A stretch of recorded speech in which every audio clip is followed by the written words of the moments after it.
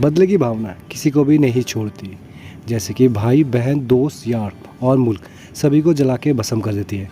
ये भी कुछ एक ऐसी ही स्टोरी है जो कि रियल है। हेलो फ्रेंड्स, मूवी एक्सप्लेन में आप सभी का स्वागत है। आज हम एक्सप्लेन करने जा रहे हैं 2022 में आई नेटफ्लिक्स की तरफ मूवी जोगी। यदि आप सभी को मेरा काम पसंद आता है तो प्लीज़ चैनल को लाइक शेयर सब्सक्राइब करना ना भूलें। मूवी की शुरुआत होते ही सुबह के 9:30 बजे 31 अक्टूबर 1984 न्यू दिल्ली तिल्लोकपुरी का सीन दिखाया जाता है, जहाँ पे पूरी दिल्ली आग से जूझ के जल रही होती है। दूसरी ओर सरदार योगी को अपने पिता के साथ बस में ट्रैवल करते हुए दिखाया जाता है। वो कंडक्टर से टिकट मांगता है, पर टिकट देने की जगह बस के सारे यात्री उन दोनों को बहुत मारते हैं। हमें एक नेता को कॉल पे बात करते हुए दिखाया जाता है, जिसका नाम तेजपाल होता है। उसी दंगे के सिलसिले में अपने ऑफिसरों से बात कर रहा होता है। दूसरी ओर जोगी के जीजाजी डेली रूटीन की तरह अपनी दुकान खोल रहे होते हैं और पूजा कर रहे होते हैं।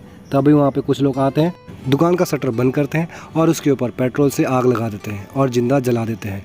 थोड़ी देर के बाद योगी और उसके पिताजी वहाँ पे आते हैं। ये चीज़ देख के वो हैरान हो जाते हैं और उन्हें पता भी नहीं चलता ये चीज़ कौन कर रहा है। थोड़ी देर के बाद उनके ऊपर भी हमला होता है। सभी साथियों के लेके योगी वहाँ से भाग रहा होता है और अपने पिताजी को दूसरे रास्ते से घर जाने को कहता है और उसके साथी के ऊपर हमला हो जाता है और उसे गोली लग जाती है। उसे लेके एक घर में छुप जाता है और उसके ऊपर फिर से हमला होने लग जाता है। जैसे तैसे अपनी जान बचा के जोगी अपने घर पहुंच जाता है। सभी लोग शांत हो जाते हैं। दरअसल उसके जीजा की मौत उन सभी को पहले से पता हो चुकी होती है। सभी को वो समझाता है और हमें नेता तेजपाल को पुलिस थाने में मीटिंग करते हुए दिखाया जाता है, जहाँ पे रविंद्र नाम के पुलिस वाले को और गुंडे को बुलाता है और सभी सरदारों को मारने का हुक्म देता है और वहाँ से वो चला जाता है। रविंद्र जोगी को ढूंढने के लिए उसके घर जाता है।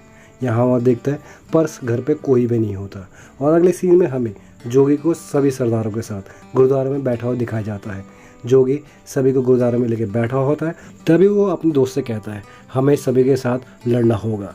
उसके दोस्त उसे समझाते हैं और सारे बैठ के प्लान करते हैं। जोगी उससे कहता है तू इस दरवाजे में बैठ के सभी बच्चों और बूढ़ों का ख्याल रख। और तभी दरवाजे की खटखटाने की आवाज़ आती है। जोगी जाके दरवाज़ा खोलता है। रविंद्र आया होता है। इससे हमें पता चलता है रविंद्र और जोगी साथ के दोस्त होते हैं, जो कि एक ही कंपाउंड में रहते हैं और बचपन के फ्रेंड होते हैं। रविंद्र जोगी को लेके बाहर आता है और नेता की सारी बातें बताता है। कहता है तुम सभी को मारने का आदेश आया है और तू यहाँ से चले जा अपने माँ बाप को लेके। इसमें मैं मदद करूँगा, तुझे 2 घंटे के अंदर मैं दिल्ली से बाहर निकाल दूँगा। पर जोगी उसकी बातों को मानता नहीं है। कहता है हम सभी को लेके यहाँ से जाएंगे। रविंद्र बाहर आके अपनी गाड़ी में बैठा होता है। तभी जोगी उसके पास आता है और कहता है मुझे बावड़ी लेके चल। दोनों बावड़ी होकर पहुँच जाते हैं। जोगी पानी में बैठ के अपने आप को निहार रहा होता है और पुरानी बातें सोच रहा होता है। दरअसल इससे पहले सारे बच्चे और बूढ़ों ने अपने बाल काट के अपनी जान बचाई होती है और जोगी अपने बाल काट के गुरुद्वारे में पहुंच जाता है। उसको देख के सारे सिख के फैमिली उस हैरान हो जाते हैं। उसकी माँ उसके पास आती है, रोते उसे गले लगाती है और कहती है धर्म से बड़ा कुछ और नहीं, जो भी तू कर रहा है इन सभी की भलाई के लिए कर रहा है। थोड़ी देर के बाद जोगी और रविंद्र उन सभी को बचाने के लिए गाड़ी से बाहर जाते हैं और अपने दोस्त से मिलते हैं, जिसका नाम कलीम होता है। कलीम उन सभी को ट्रक में जुगाड़ कर देता है जाने का। दरअसल उसका ट्रक का ही कारोबार होता है और उसमें बसने के लिए एक बॉक्स लगा देता है। रविंद्र और जोगी ट्रक को लेकर गुरुद्वारे में पहुंच जाते हैं।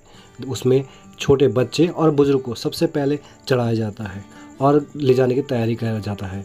तो वहाँ पे एक उसका दोस्त आता है और जोगी उससे कहता है तू यहाँ पे सभी का ख्याल रख, मैं इन सभी को पिंड पहुँचा के आता हूँ। जोगी और रविंदर उन सभी को लेकर ट्रक से निकल रहे होते हैं। थोड़ी देर के बाद गली में कलीम उनका वेट कर रहा होता है। दरअसल सारे लड़ाई के सामान पेट्रोल, तलवार और बोतलें वो सारे ट्रक में भर देते हैं। इससे सभी को किसी को भी शक नहीं होगा और कलीम योगी को पेट्रोल डलाने के भी पैसे देता है। जाते जाते योगी का कड़ा भी उतार देता है। कड़ा उतारते समय योगी बहुत निराश हो जाता है और गले मिलता है और वो पिंड की ओर निकल जाता है। पेट्रोल भराने के लिए रुकता है। तभी पेट्रोल पंप वाला कहता है आपको कहीं पर भी पेट्रोल नहीं मिलेगा, इस दंगे के लिए सभी पेट्रोल यहाँ से लेके चले गए हैं। ये सुनते ही योगी और परेशान हो जाता है।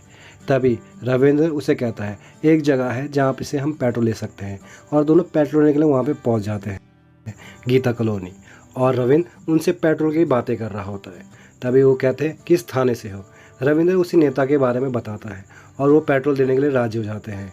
थोड़ी देर के बाद नेताजी रविंद्र से कॉल पे बातें कर रहे होते और कहते हैं गली नंबर 6 के बारे में तूने कुछ करा नहीं, अभी तक एक भी यस का रेड का साइन आया नहीं है। और रविंद्र उसे समझाता है और हमें नेता के घर पे लाली नाम के ऑफिसर को वहाँ पे आया दिखाया जाता है। दरअसल उसके पास कुछ इन्फॉर्मेशन होती है जो कि गली नंबर 6 के बारे में होती है। थोड़ी देर के बाद जोगी और रविंद्र पेट्रोल लेके वहाँ से जा रहे होते हैं और गेट पे गार्ड उन्हें रोक देता है और कहता है आपको नेताजी बुला रहे हैं, बिना बात करे हुए आपको जाना नहीं होगा। रविंद्र नेताजी से जाके बातें करता है।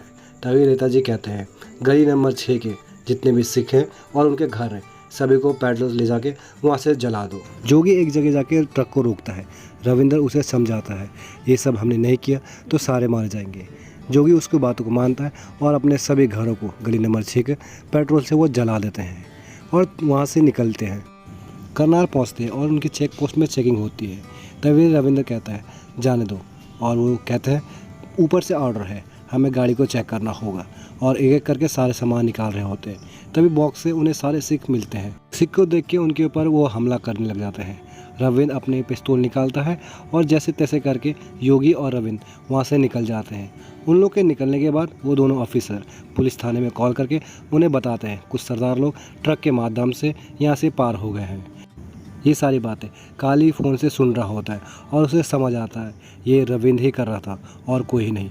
और हमें अम्बाला मोहली का चेक पोस्ट दिखाया जाता है जहाँ पे रविंद्र पुलिस वालों से जाके बातें करता है और सारे सिख के परिवारों को वहाँ पे छोड़ देता है। तभी उसकी माँ कहती है तू अपनी बहन को ज़रूर बचा के लेके आई हो। और हमें 2 दिन के बाद का सीन दिखाया जाता है जहाँ पे नेता के घर में मीटिंग चल रही होती है। वहाँ पे रविंद्र और काली भी आए होते हैं। नेता उसे धमकी देते हैं यदि तूने अगर सरदारों की मदद की होगी हम तेरी फैमिली को जान से मार देंगे। और रविंद्र वहाँ से निकलने के जा रहा होता है। तभी काली वहाँ पे आता है और रविंद्र उसे कहता है जोगी के बीच में मैं खड़ा हूँ पुलिस की वर्दी में, यदि उसी को कुछ हुआ मैं तुझे गोली मार दूंगा। और रविंद्र जाके जोगी से बातें करता है और उसे समझा रहा होता है पर जोगी उसकी बातें समझता नहीं और उसके ऊपर झगड़ा करने लग जाता है।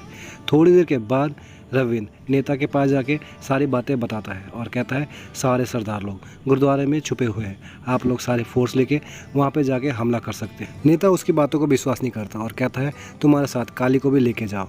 और सारी फोर्स गुरुद्वारे के ऊपर हमला करने के लिए निकल जाती है पर उन्हें गुरुद्वारे पे कोई भी सिख नहीं मिलता। इससे हमें पता चलता है रविंद्र और जोगी ने ये प्लान किया था, सारी फोर्स को यहाँ बुला के सिखों को वहाँ से आराम से निकालते हैं। और हमें सारे सिखों को मस्जिद में बैठा हुआ दिखाया जाता है। जोगी अपने फ्रेंड कलीम से कहता है इन्होंने कुछ खाया नहीं है।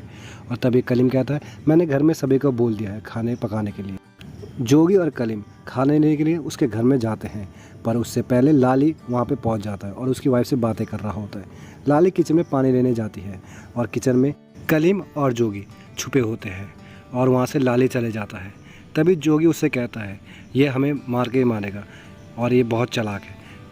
लाली उनकी बातों को समझ जाता है और सारे ऑफिसर को लेके वो मस्जिद पे हमला करने के लिए पहुंच जाता है पर उनसे पहले जोगी वहां पर पहुंच जाता है और सारे सिखों को लेके भाग रहा होता है पर उनमें से एक साथी को गोली लग जाती है।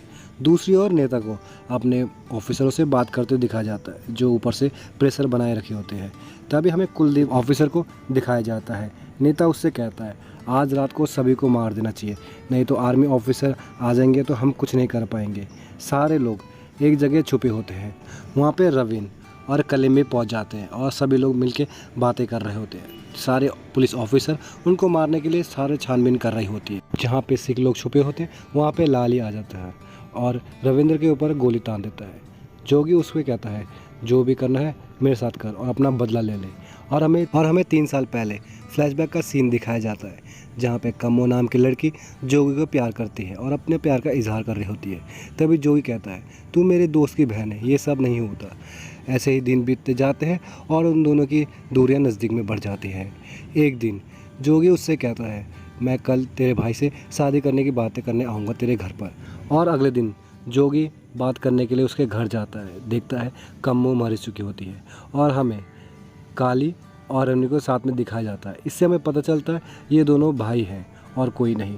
तभी काली उससे कहता है वो पेट से थी और उसका बच्चा का बाप कौन है ये सब तो तुझे मालूम है। और हमें फ्लैशबैक का सीन दिखाया जाता है जहाँ पे कम्मो अपने भाई को उसके शादी के लिए मना रही होती है पर उसका भाई मानता नहीं है और कम्मो अपने हाथ के नस काट के जान दे देती है। और हमें प्रेजेंट का सीन दिखाया जाता है जहाँ पे जोगी उससे कहता है जितना तुझे अपनी बहन को खोने का दर्द है उससे ज़्यादा मुझे अपने प्यार का खोने का दर्द है। ये सुनते ही काली वहाँ से निराश होकर चले जाता है। सभी लोग सोच रहे होते हैं सिखों को कैसे बचाया जाए। तभी रविंद्र कहता है हमें थाने में छुपा देना चाहिए सभी को और वहाँ पे किसी को शक भी नहीं होगा। ये सुनते ही जोगी कहता है तेरा दिमाग ख़राब हो गया, 50 सिखों को कैसे लेके जाएंगे। और वो कहता है हम पीछे के रास्ते से लेके जा सकते हैं। और हमें 3 दिन के बाद का सीन दिखाया जाता है जहाँ पे रविंद्र सभी सिखों को पीछे के दरवाजे से थाने में लेके छुपाता है और अपनी बहन से कहता है मैं थोड़ी देर के बाद आ जाऊँगा। रविंद्र और जोगी वहाँ से चले जा रहे होते हैं। दरअसल जैसे मैंने पहले बताया था उसके साथी को गोली लगी होती है और उसे डॉक्टर की मदद की ज़रूरत होती है। दोनों वहाँ पे जा रहे होते हैं पर वो वहाँ पे नहीं होता। थोड़ी देर बाद उसे वो मिल जाता है और वो उसे वहाँ पे आने के मना करते हैं और उनके ऊपर अचानक से 2 आदमी हमला कर देते हैं। थोड़ी देर के बाद जोगी और रविंद्र को उसी पुलिस थाने में सारे बंदे लेके आते हैं। वहाँ पे नेताजी भी होता है और नेताजी रविंद्र से बार बार सरदारों के बारे में पूछ रहा होता है पर वो बताता नहीं है और अचानक से वो जोगी के ऊपर गोली चला देता है। गोली की आवाज़ से उसकी बहन वहाँ से चिल्ला उठती है और नेताजी को पता चलता है सारे सिख लोग उसी जेल में छुपे होते हैं और वो आदेश देता है सभी लोग को उन लोगों को जलाने के लिए। सभी लोग पेट्रोल लेके वहाँ पे पहुँच जाते हैं और उनके जलाने की तैयारी कर रहे होते हैं। थोड़ी देर में उन लोग आग भी लगा देते हैं। अचानक से वहाँ पे आर्मी आती है और सारी आगों को बुझा देती है और हमें लाली को भी वहाँ पे दिखाया जाता है। इससे पता चलता है उसने जोगी को माफ़ कर दिया है और सभी लोग को उसी ने बचाया होता है। दूसरी ओर जोगी की मौत हो जाती है और मूवी का एंड होता है यहीं पर। आप सभी को ये वीडियो कैसा लगा कमेंट सेक्शन में बताएं। चैनल को सब्सक्राइब करें और साथ में बेल आइकन को दबा दें। यदि आप सभी को मेरा काम अच्छा लगा है तो अपने फैमिली मेम्बर और दोस्तों के साथ शेयर करें। धन्यवाद। मिलते हैं नेक्स्ट वीडियो में।